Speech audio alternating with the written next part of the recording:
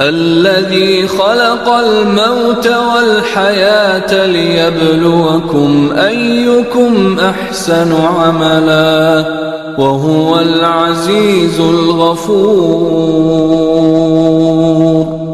الذي خلق 7 سماوات طباقا ما ترى في خلق الرحمن من تفاوت فارجع البصر هل ترى من فطور ثم ارجع البصر كرتين ينقلب إليك البصر خاسئا وهو حسير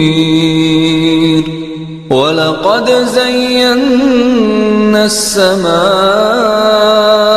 الدنيا بمصابيح وجعلناها رجوما للشياطين